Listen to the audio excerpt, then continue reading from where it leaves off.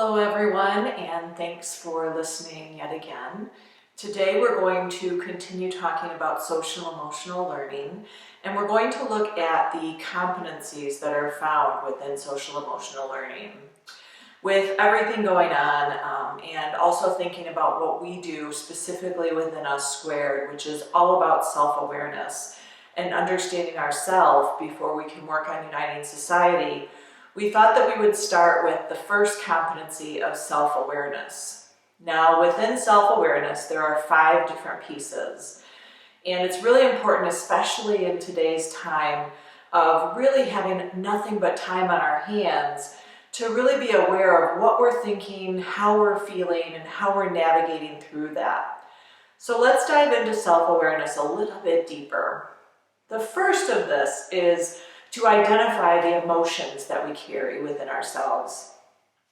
Emotions can be a range of different things. They can go from sadness to elatedness and go the spectrum in between. And right now, especially with everything going on, they can also embody fear and anxiety as well. So as we look at this, I want us all to take a moment and just reflect. Remember, it's all about self-awareness. How are you feeling right at this very moment? Are you feeling tired? Are you feeling nervous? Are you feeling happy because you get to spend time with your loved ones? Are you a combination of all of the above? I know myself, I find myself bouncing between multiple emotions. One moment I'm afraid of what might happen, and then I realize that that's not going to get me anywhere that I need to be. So then I try to focus on the positive and stay aware of who I'm in surrounding of and who is around me, and just be present in the moment and try to have some happiness. And I've had moments of happiness during this time, and I'm sure all of us have, even though there is that overriding fear and anxiety of, oh no, what if I get sick? Or, oh, I hope none of my family gets sick. But I want us all to just identify whatever emotions we have and be aware of them and be mindful of them, and then take a moment to reflect on them. Don't just brush them off or try to say that you don't deserve to feel a certain way, because we all deserve to feel however we feel in this specific moment. So again, let's take a moment, take a deep breath, identify what emotions you currently have right now. Ooh. The next thing that we need to do is we need to really think about whether our perception of ourselves is how others perceive us. We all have the best of intentions, and that's actually one of the theories that we use in Us Squared, is that those with the best of intentions aren't always perceived that way. As we continue to reflect on how people are doing things and how people are being perceived, it's important for us to recognize how we ourselves are being perceived. We have the best of intentions, and we want to do right by our children, by our families, by our colleagues, but do we have an accurate idea of how we are being perceived? Take a moment to think about someone in your life who's very close to you. And when you're done watching this, I want you to ask them how they perceive you handling this situation that we're in right now. Do they see you cool, calm, and collected, or do they see you a nervous wreck, or do they see you going back and forth between? Because in all reality, most of us probably have.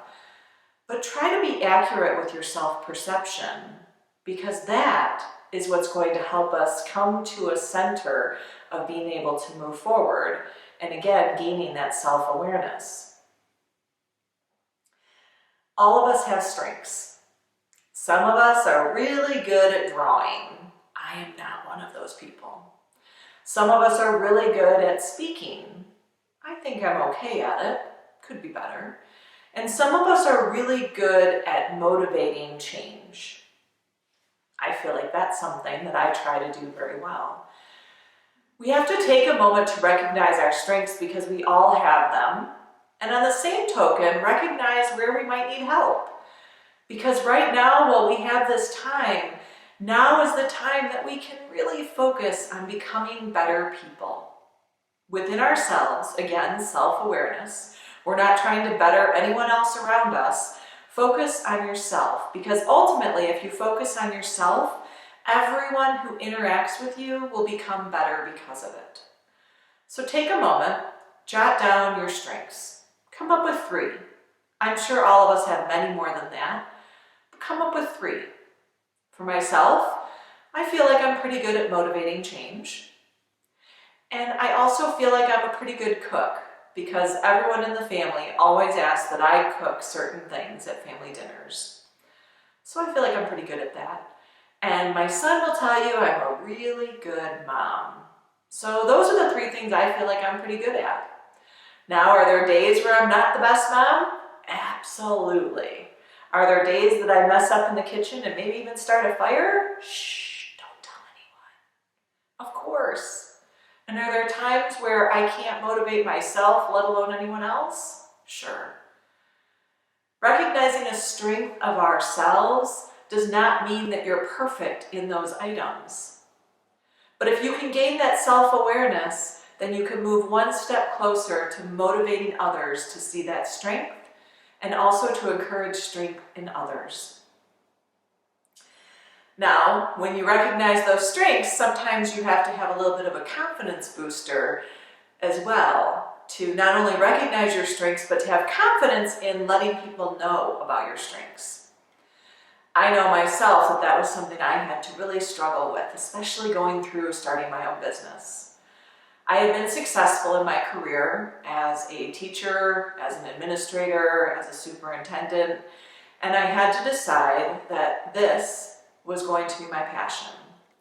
That talking to others about inequities and helping people recognize the privilege that they hold and helping people recognize how they could overcome so that we can become a better world and really unite society, I had to become confident in my skills. Now I definitely have moments of doubt, we all do. But as we continue to look at social emotional aspects of everything that's happening right now, we all need to feel confident in our abilities, right now more than ever. And we need to be advocates for ourselves, because truly, no matter how much of an advocate we are for anyone else, if we can't advocate for ourselves, we're not going to become as good as we can. So as we wrap up this section about self-awareness, I want to remind us all again to be accurate with your self-perception, to recognize your strengths, to gain confidence, and to identify however you're feeling in the moment, because nothing you're feeling is wrong.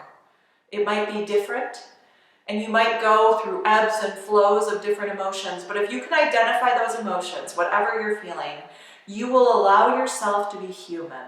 And we are all humans struggling with this the exact same way. So thank you again, and next time we'll discuss another competency of social emotional learning. But I appreciate you, I appreciate all of us, and remember that we have to understand self in order to unite society.